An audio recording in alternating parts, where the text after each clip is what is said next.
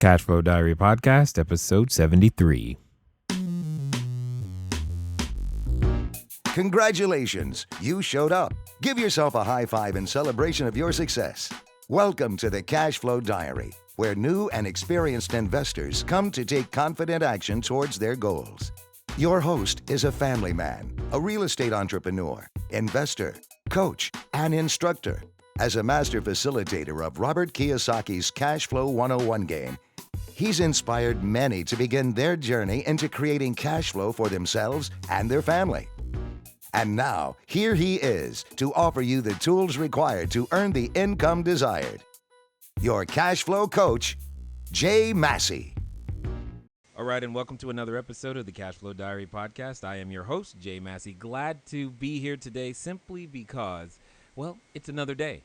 That's enough reason to be up and excited, but I know what you're looking for. You're looking to hear what on earth can I do to be successful, more importantly, gain more cash flow today, Jay? Well, I think today's guest is going to be able to do that for you as well as for ourselves so that we can go out there, become bigger, better, badder investors, better entrepreneurs, better business owners, and we can go out there and be that change that we want to see. We are going to talk about something called the Entrepreneur's Checklist for Success. I know you guys like checklists. I like success, and we all want to be entrepreneurs more successful. So we're going to put it all together. We're going to blend it up, mash it up, and give you a resource that allows you to literally have a checklist to make sure that you are on track. Now, this is your first time talking to us today. This is your first time listening. This is your first time just wondering, what is this whole thing about when it comes to real estate investing? Well, what I want you to do is go over to learninvestingnow.com. When you go over to learninvestingnow.com, you will find a real estate course sitting there waiting for you, teaching you how to begin your investing career using none of your own money or credit. And for those of you who are saying to yourself, you know what, I've already got all that covered, I'd like to go ahead and get started. Perfect. You're going to go over to Begin Investing Now because we have cash flowing assets sitting there waiting for you, just waiting for you to say, hey, give me that one, and it will be yours. And you will be able to grow your cash flow with Cashflow Diary. Now, today's guest, I have been very fortunate to meet a whole lot of the right entrepreneurs, and I know many of you are wondering, how come all the guests have been in Australia? Is that the only place where entrepreneurs are? You know, I don't know. I just know that all of a sudden I've run into a whole bunch of them, and they've been awesome one after the other, and today's guest is also from down there. But here's the point. Listen to the list of accomplishments. Founder of nine, that's right, 9 different companies. I'm excited already. He started work at Arthur Andersen, but at 25 bought his first business. 25. I don't know what you were doing at 25, and maybe you're 25 today going, yes, that's exactly what I want to know. And the key thing to understand is that when you do anything, you will make mistakes, and he says he made more mistakes than he even cares to remember, which I can totally understand. He has owned and started retail chain selling glasses. Selling glasses. I love it. You can do anything when it comes to being an entrepreneur. He currently owns New Zealand's largest cloud payroll business, processing, listen to this number, over $2 billion per year. And now, I think we're going to have a lot to learn because this gentleman has had all kinds of experiences putting teams together, being out there, growing cash flow for himself, investors, and creating all kinds of good products and services. So I'm excited to find out what Mr. Phil Richards has to share with us. Phil, you there? Hey, Jay, it's great to hear from you. Yeah, it's good to catch up with you again. Hopefully, I'm glad to see that you made it back all the way down there safely. It was fun meeting you. I definitely appreciate you investing some time here with us. Now, one of the questions that I like to ask everybody, and it's the same standard question. I tend to think of today's entrepreneurs being like yesterday's superheroes. Now, you've already founded 9 different companies, and so clearly your cape is large. You know, you've already saved lots of families, created lots of jobs, but every superhero has a beginning. They have an origin story. And we would like to know, how on earth did you decide? Did you just wake up one day and say, you know what, I quit and I'm going to be a business owner? What was the evolution of Phil Richards before you were who you are today? Cool. Okay, so I guess the big question you're asking me there is, why I love business.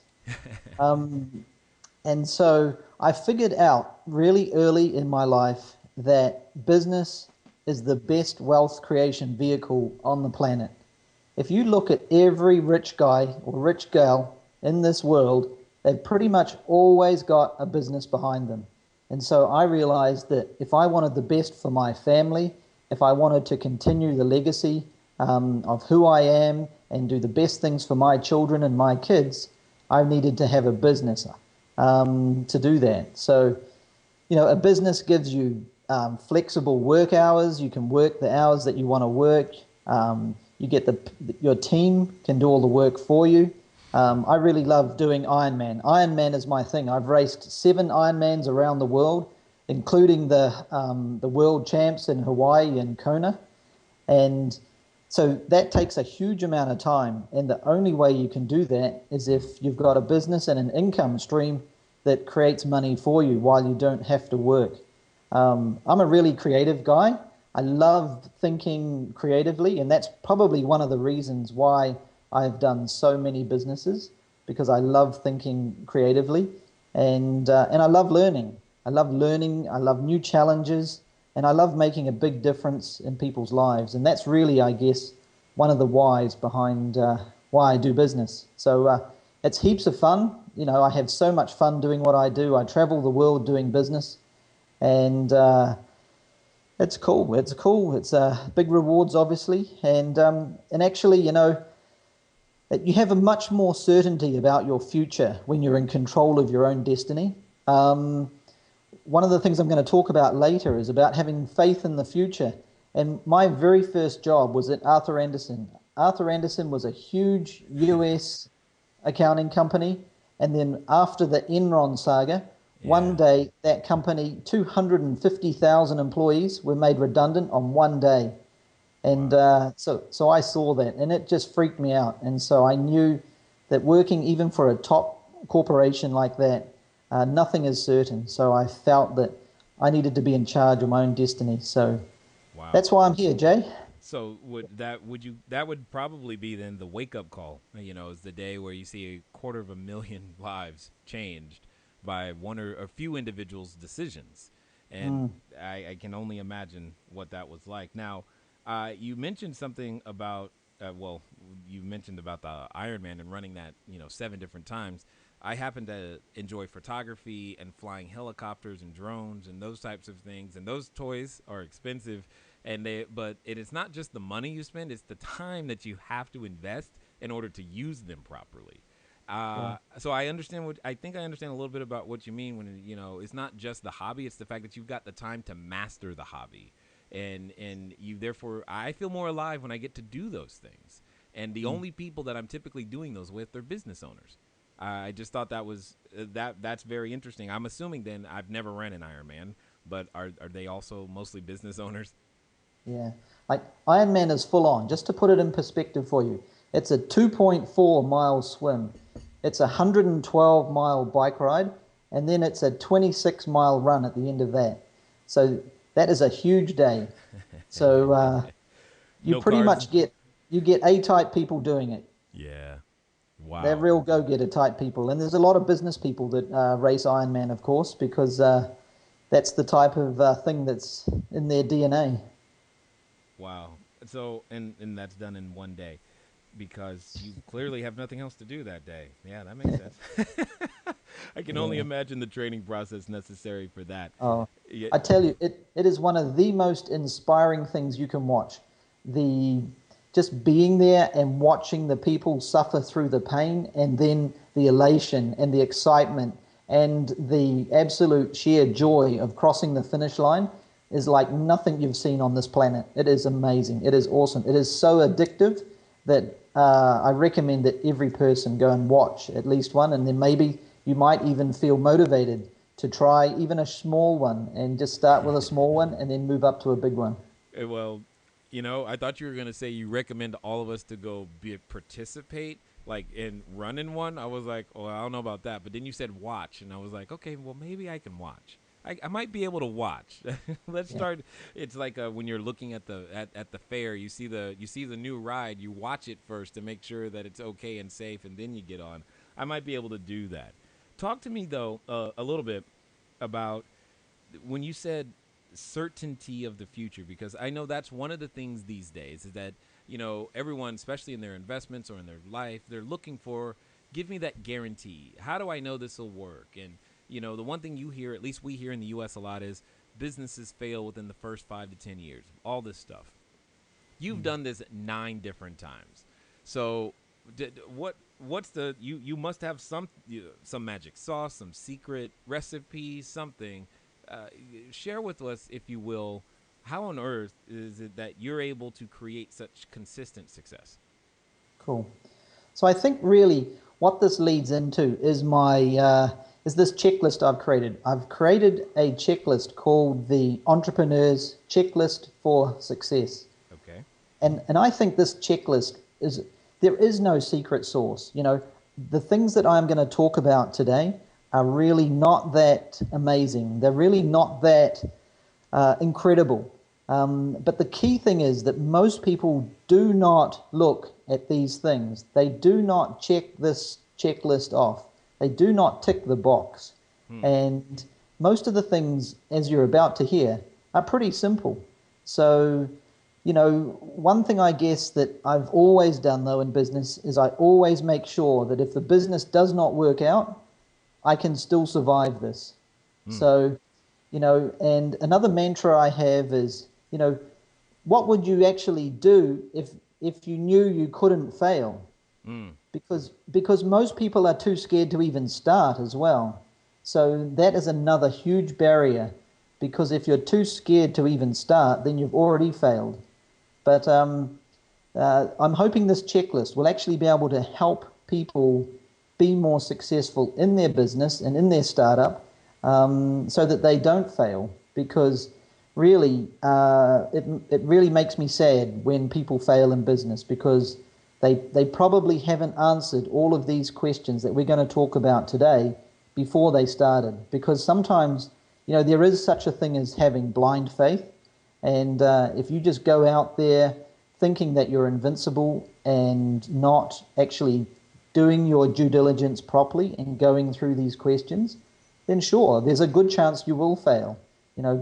Business is a risky thing. There's no question about it. Okay, awesome. This sounds good. And I definitely, well, one of the things that I don't think I've ever told anyone is that I don't know how that same question made it to you, but it also made it to me, is what would you do if you knew you could not fail? And I also say, if you were guaranteed to succeed, what would you attempt? What would you be even willing to dare dream? And that has led me to do really bigger things faster than I thought I ever would, simply because it's like, let's go for it. Let's see what happens. And it puts me in the state of being willing to at least try more. So share with us, please, what would you say is the first thing on the checklist? Cool, great.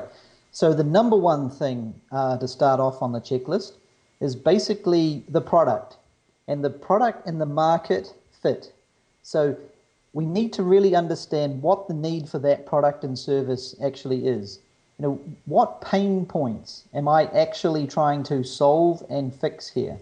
So the big sort of analogy here is this an aspirin or is this a vitamin? And generally businesses that have an aspirin that are trying to solve a problem and fix a problem are always going to do much better than vitamins. So, and the other big question, of course, is, how big is the market? How big is the market that you are trying to tap into? Now, so I did all my business in New Zealand and Australia. In New Zealand, we only have 4.5 million people. I mean, that is our entire market of that whole country. So there is not a lot of people to sell to here. So you have to be really, really sure of how big your market is and how much of that market you want, and does that market want your product? And they sound really simple things, but many, many people will not actually address how big that market is and how many customers are actually going to come into their store or buy their stuff or even want their stuff. So that is a really, really important point. So I've got like a couple of examples here. In the middle of the GFC, the recent big global financial crisis, I started a company from scratch. Now, when everybody has got no money and the world is really tightening their belts, I started a company called healthytastyfast.com. So this was a food company, and it was Indian food. So I went to my local Indian restaurant. I got the recipes from the Indian chef in the restaurant, and I brought those recipes and I took them to India, and I got these food products made in India, packaged up, all this Indian food into like a 2-minute microwave pouch. And I brought those packets of food back to New Zealand, and I got those distributed into the supermarkets. So the one thing that I figured during the whole global financial crisis was that people still needed to eat.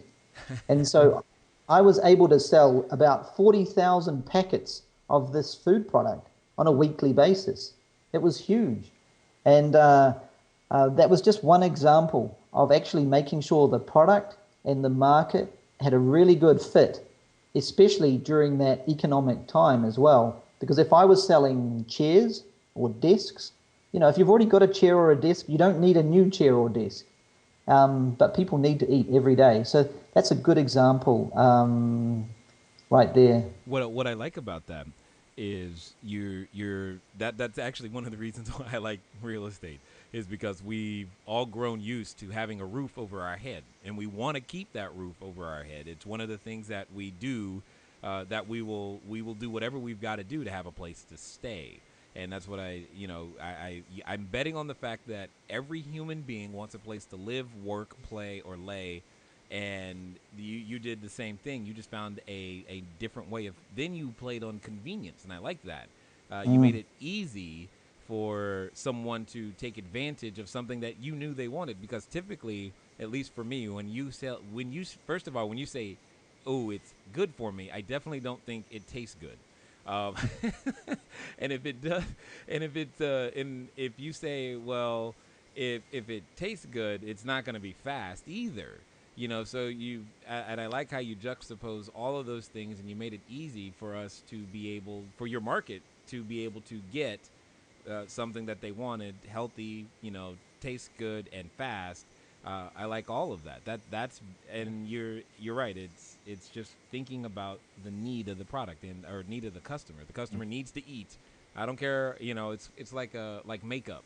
No matter whether the economy is going up or down, she wants makeup on her face to look good, and it's a very resilient market. Not that I do makeup or anything, but you get my point. So what else is on that checklist? Yeah, so I just wanted to finish with that point. Oh, okay. It's really all about trends. A lot of what I do is following the trend, because I really believe it's easier to paddle down the stream with the flow of the current than against the current.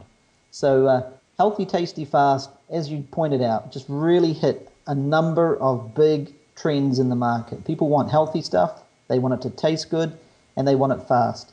So I like it. Yeah, so I do that a lot. I look at trends in everything I do.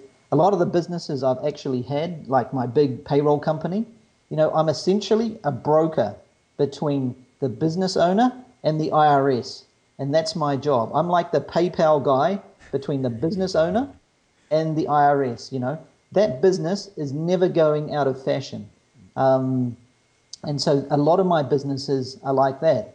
They're quite simple businesses, but they're also rock solid. So that's nice. Yeah.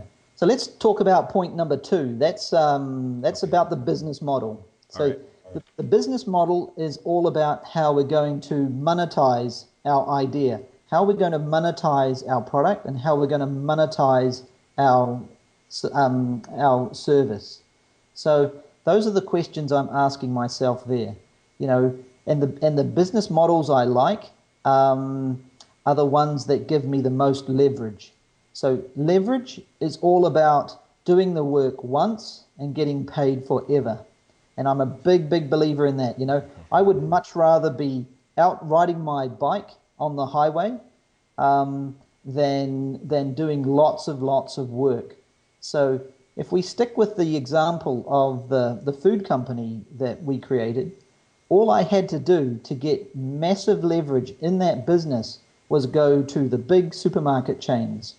So over here they're called Coles and Woolworths, and so it's just like going to Costco or Walmart or whoever you might choose. Right. I had to do only two deals, and that opened up about 400 supermarkets. Wow. So I then had distribution into 400 supermarkets covering millions and millions of people. And I only had to talk to two people to get all of that distribution. So that, to me, was a huge amount of leverage. In my payroll business, for example, we have built a payroll solution, and I don't have to do anything more to it. Every time a new person signs up to my payroll service, I don't have to do anything else. And I just get more money, and every month I just have more customers and more customers and more customers. And I think we have now had over 120 months, so that's over 10 years, of consecutive customer growth every single month. Wow. Now that is a hugely powerful model, right there. So that's the subscription sort of revenue business that has really become really popular now in the technology space. Yeah. So that the key aspects of the business model that you need to get right to be successful is you really need to understand what the lifetime value is of a customer to your business. Now, when you understand what that number is, you can easily then figure out how much money you have to invest to acquire a new customer. And that is the key. The second key number is that customer acquisition cost.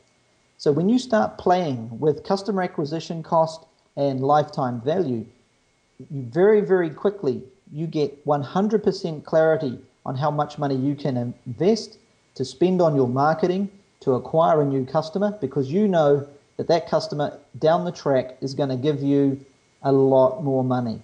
Okay. And if those numbers don't work, you've got a problem. Now, I've got a question though, because this is a question that I've been wondering myself. Is all right. So you start from day one. I'm listening to you. I'm getting excited. I'm ready to go into business. I got an idea. I think there's a need in the marketplace. How do I determine? I've never done this before. How do you determine customer lifetime value on your idea when you've never had a customer? Sure. Well, when you start out, you need to have a base set of assumptions. One of the things I like to do is do a lot of research into businesses that are similar. So, when I'm looking at buying businesses, for example, I look at a lot of businesses that are already for sale in that market. And that way I get to look into their numbers without having to invest any money. And because I was an accountant, I have a pretty good feel for numbers. And I can play with those two numbers right there and make sure that there's a good margin left over. I like really high margin businesses, because if things like the GFC comes along or something changes, like you said before about business failure, stuff happens, right? We live in a dynamic world, and you need to have a level of comfort in your business so that you can survive some of the ups and downs that will invariably come your way. Right. Okay, so when you say a base set of assumptions, what would you say are some of the things that we need to have an assumption about? Cool. So you need to know how much you're going to sell your product and service for. So you need a realistic number on what you can actually get. What will the market pay for your product or service? Okay, so that's important. We then need to know how much it's going to cost us to produce that good or service, which is pretty basic accounting stuff, right? This is just 101. Then we need to figure out what the overheads are going to be to create the business and sustain the business, and all the operations of the business. And then that's going to pretty much leave what's left over for me, the owner, as the net profit. So, we need to be able to think about all of those numbers in a really clear and accurate way, so that we get a good feel for, is there actually going to be some money left over? Or am I actually creating a charity business here? Right. And no, not. I don't think any of us ever set out to create a nonprofit intentionally, but Yeah. we might end up with one. That's for sure. That's definitely. So this is back to the basic equation for those of you who are more real estate inclined. This is the income minus expenses equals net operating income, is what I'm hearing you say, because there's no loan in this particular case, or there could be, but there's not. Is what you're saying. So I totally understand it, just not heard it put this way before. So this is good. I like this. Is there something else in the set on the second step, or is there? Or are we ready to go to the third one? All right. I know you're like, no, don't stop just yet. Well, it's time. The couple of things just to update you guys on real fast. Still working on the audio book. So hopefully after I'm done with the audiobook, we will be back to the cash flow question, et cetera, and we'll have many ways to continue to intrigue your mind to go out there and create more and more cash flow.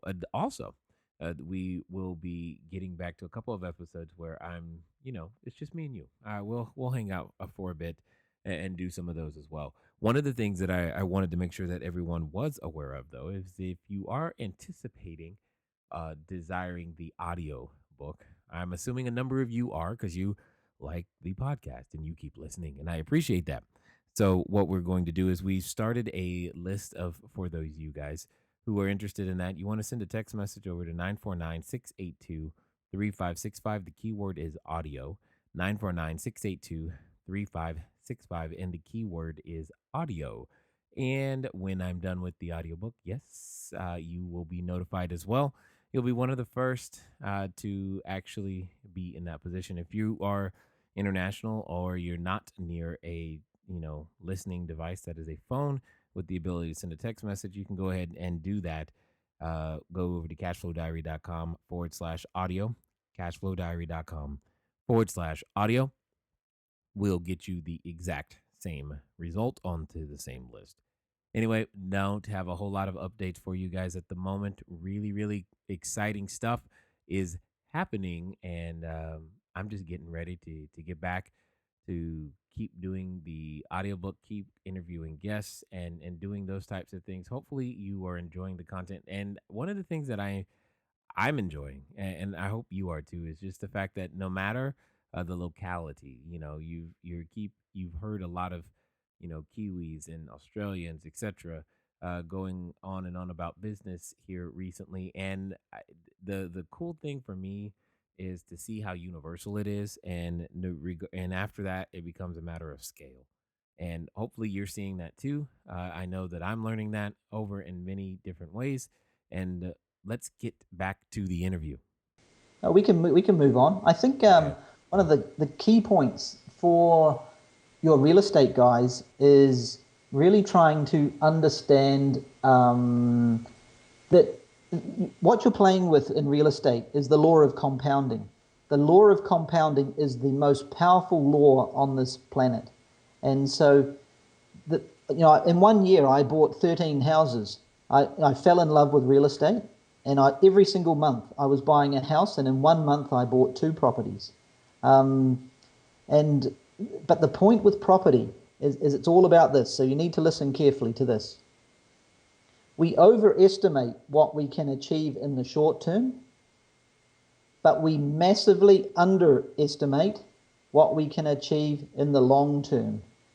And that right there is a very powerful statement, because what that tells me is that in years 1, 2, and 3, I may not make much money on my property, but in years 6, 7, 8, 9, and 10, all of a sudden I have created a lot of equity in those properties. So that is a really important thing from a business model point of view. If you're just investing in property, that there is all about you've got to stay in the game. So, oh my goodness. You just got me all kinds of excited. I'm glad someone else said it other than me because people ask me all the time, Jay, why do you have so many units? Now you know the super secret. It doesn't need to cash flow from the beginning, although you want it to so that you can sustain that time all the way to the end where he's talking about. I get excited. All right. So what's the next piece? Cool. Number three. So number three is all about scalability. How are we going to make this business big? And so you need to dream big. It actually takes the same amount of work to do a small business as it does to do a big business. So why not do a big business? Or an apartment So complex. That's that's what I tell people. This is funny. This is awesome. I'm excited. It's the same thing. I like it. Scalability. This is why so that you know, this is why I started using Infusionsoft. Is because I was looking for a way to distribute scalable my ability working with coaching clients, etc. I couldn't do it. There was just too many people, and the software helped me, and I'm just like, oh cool. Like now I'm meeting all these people who are saying the same thing and they're using it, the same principles in their own business. So this is good. Keep going. I'm excited. cool, great. Yeah, well, I'm glad you're excited. So scalability is all about leverage. We talked about leverage before. This is the same point. So a couple of points on scalability. You need to ask yourself, how am I going to distribute this product into the market in a big way? So I've just given you the example of the food product, getting that into the supermarket chains. That was an awesome way of getting some big scale quite quickly. Now, one of the problems that people face a lot with scaling their small business is a concept that I call you need to let go to grow. Okay? That is a very powerful point. And when you actually let go of doing some of the work in your business so that you can concentrate on growing it, that is when your business will start to grow. And here's another example. One thing that owners all often struggle with is that nobody can ever do the job as well as I do the job. But you figure this out. So if I hire two people and they both only do 80% of what I can do as 100%, if you go 2 times 80%, right there you now have 160%. So 2 people are going to do more than you can do on your own. Even if they're not as good as you, 2 of them are still going to do more than you can do. So, and that will then free you up. That will free you up to grow your business, spend more time with your family, have more holidays, play more golf, whatever you like to do. But right there, that is a secret to a lifetime of happiness and success. Or Ironman competitions in your case. Yeah, that's right. I like it. No, I've had to learn this, and I say this again to all of you listening. Done is better than perfect. Done is better than perfect. And You got it. I'm not the best at everything. I'm good at some things, but I'm not the best at everything. But long as it's done is always better than perfect. And if you can relax a little on that perfectionism, this scalability concept can serve you in a very, very powerful way that you didn't even imagine yet. So I'm kind of curious, how did you learn this scalability concept? Where did that come from? What was one of your first lessons there? It's pretty easy to figure out where that came from. I live on an island in the deep South Pacific of the globe that has very, very few people. So when you love playing the game of business, which is what I love doing, there's only 3 ways to grow customers, right? There's 3 ways to grow a business. There's only 3 ways to really make your company bigger. So this is important. You can create a new product and sell that to your existing customers. Number 2, you can get new customers and sell them your existing products. And finally, the 3rd way to grow a business is you get new customers and you sell them some new products. And those are the only 3 ways that you ever will need to know on how to grow a business.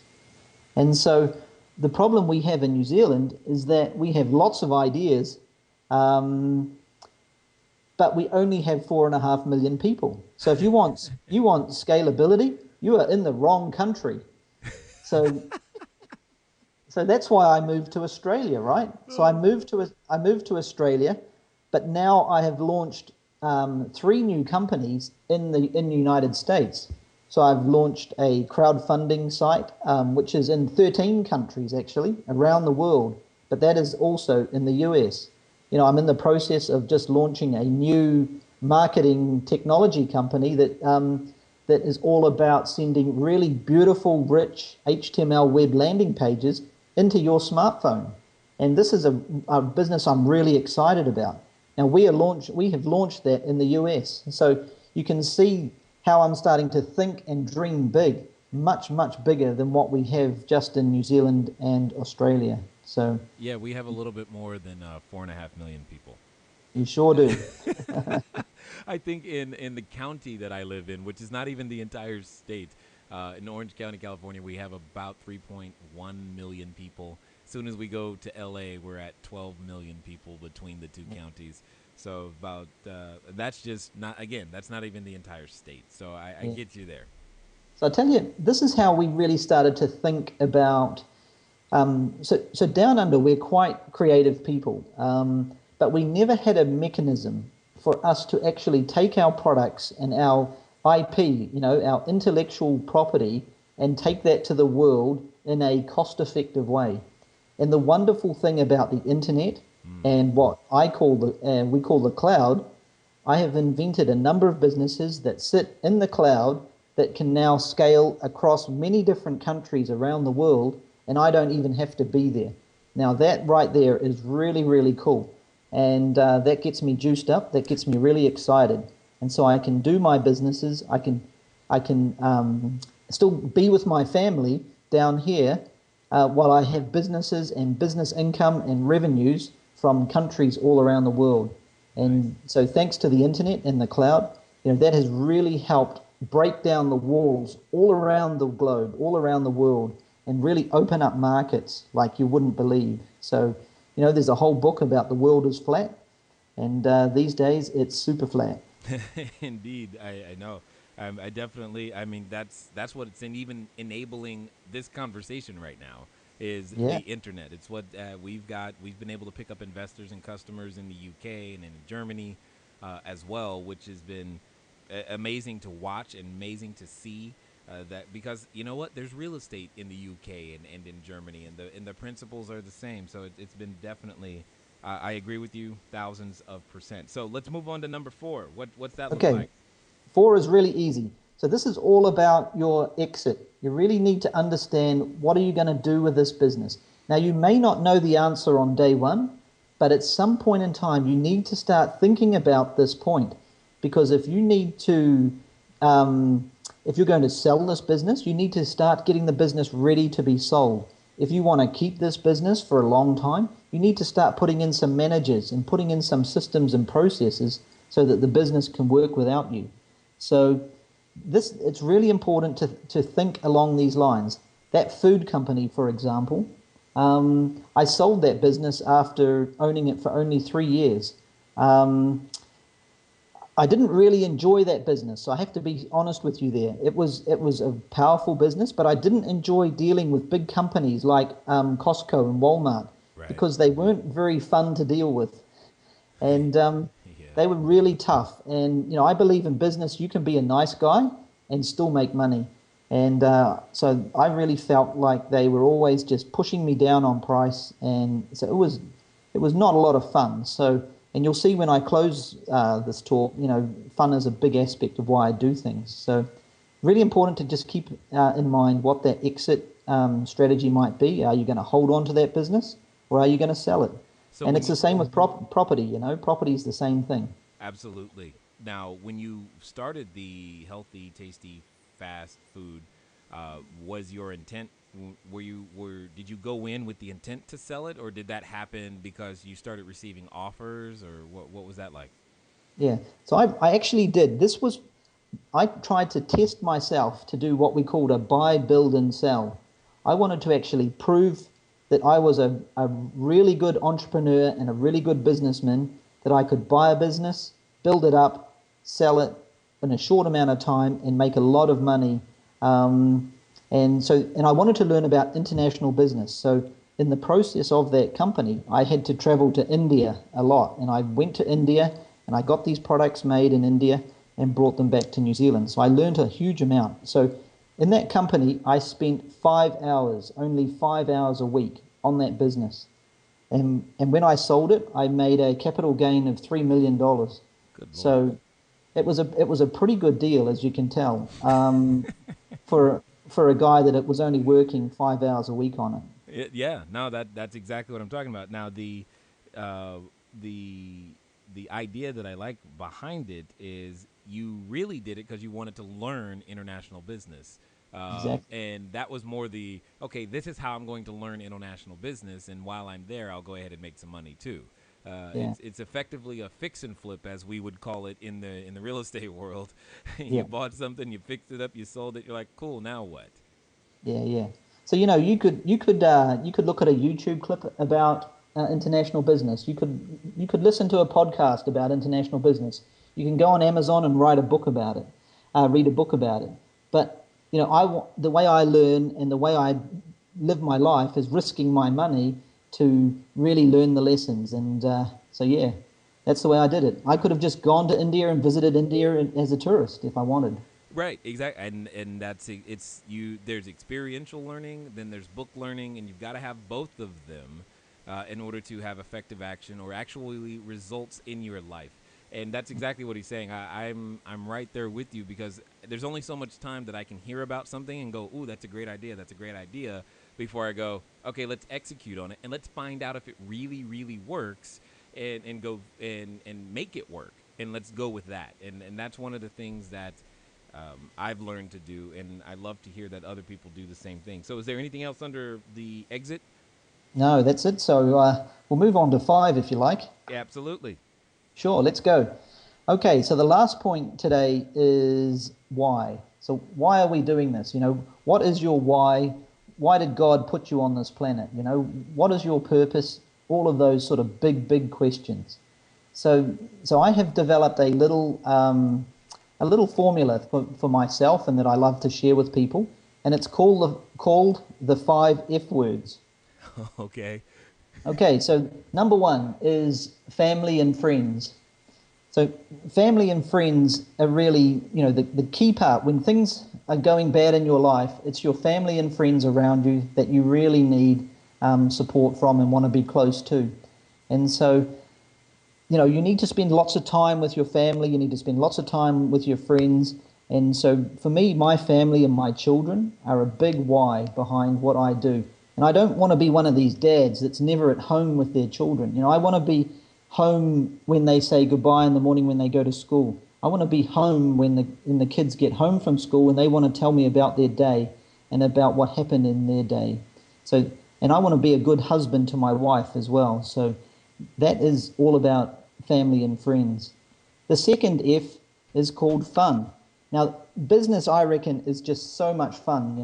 I've said how I travel the world and do business. I meet lots of amazing people, and I get to be really creative. So for me, business is just all about having a lot of fun. And of course, if you do business well, you can have even more fun because you can go travel. I love to travel around the world and visit places. I like to just spend time with my family, like I said, do all that sort of fun stuff. Yep. Now, the third reason that I love business so much is it gives me that chance to focus on fitness. So fitness is the number 3 F word that I want to talk about. Because if you don't have your health and you don't have your fitness, your quality of life really goes down very fast. And then all of a sudden your life starts to shrink and you start to actually realize how important your fitness and your health actually is to your happiness in this world and on this planet. So the fourth point is all about finances. And finances, when you don't have money, life is actually pretty tough.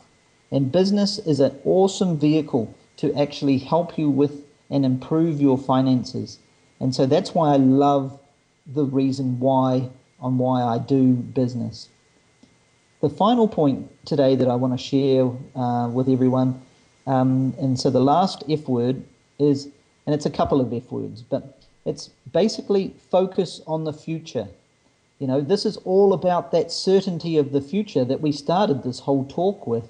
And so when you've got that control over your own destiny, when you can focus on the future and have hope that tomorrow will be better than it is today, and you use business or property or some investment vehicle to actually create a better future for your family, then you are in total control. You have total clarity on where you want to go in your life and what you want to do for your family, and basically the whole reason why that God put you on this planet. So right there is 5 really cool F words that describe the why for me, on why I do what I do. So yeah, I just wanted to encourage everybody, like worthwhile things in this world require pain. They require some hard work and they require some risk. But you need to take some action, you need to do it. Because the best part about all of this is that the best is yet to come.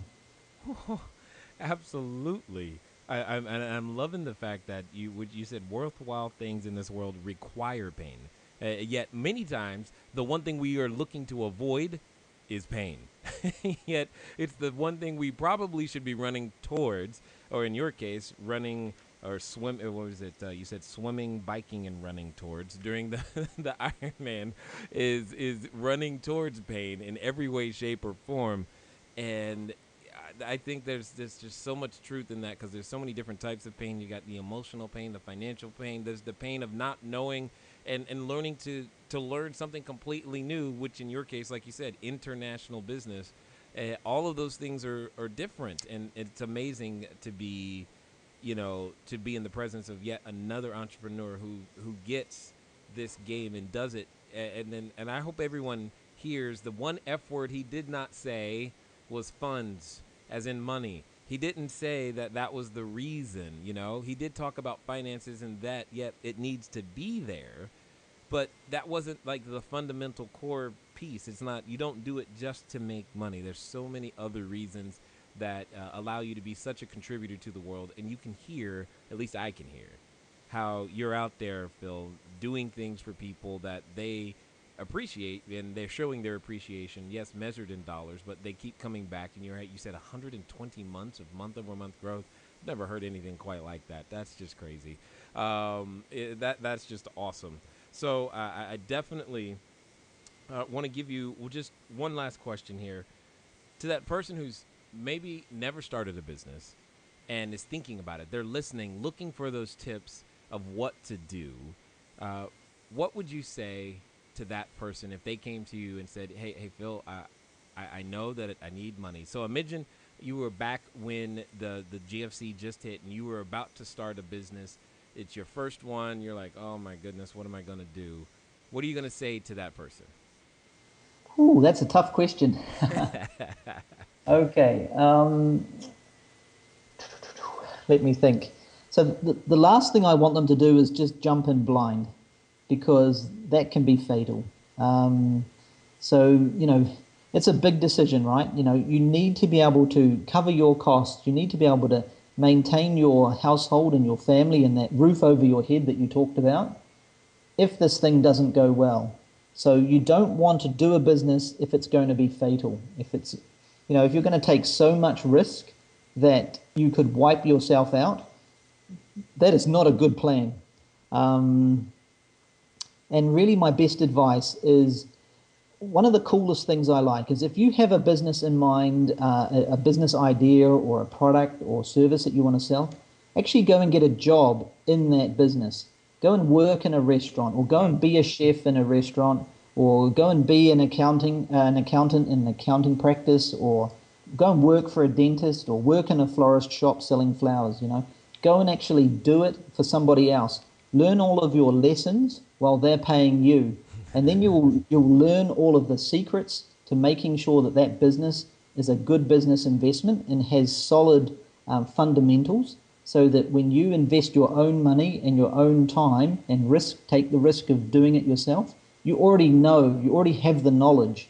Because, the thing that I've described through all of these, the checklist today, is about knowledge. You learn stuff through all of your experiences. So Go and learn, do your apprenticeship on somebody else's money, and then go and do it for yourself, and you will have made all of the mistakes on their money.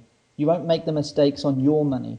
And that's a really cool way of what I call de-risking the whole process.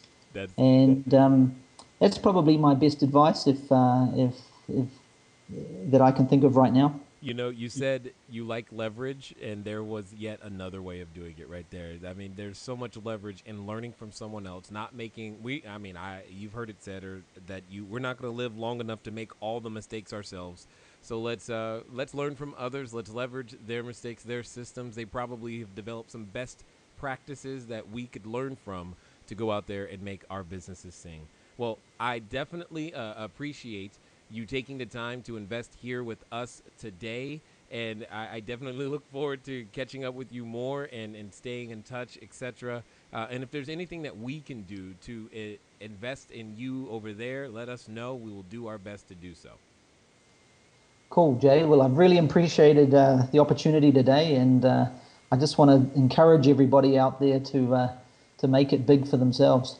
Excellent. All right, ladies and gentlemen, now you know what it is time to do. It's time for you to move at the speed of instruction. How many resources, how many thoughts came to you while you were listening today? I know there were a number of opportunities. You now know that how important trends are. You now understand that you must eventually monetize your idea, but more importantly, you have ways of looking at that and understanding the importance of scalability and your exit strategy and why you must get stuff done.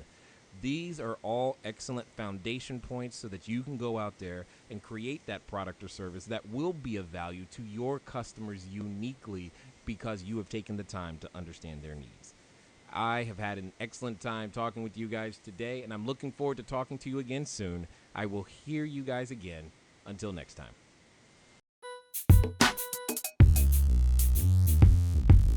Thank you for investing your time with Jay Massey and the Cashflow Diary. When you have a moment, please visit iTunes and leave a positive comment about the show. And go now to our website, CashFlowDiary.com, to take advantage of our free business building course, Cashflow Foundation. Gain the knowledge, understanding, and skill that will teach you how to never need a job again. Until next time.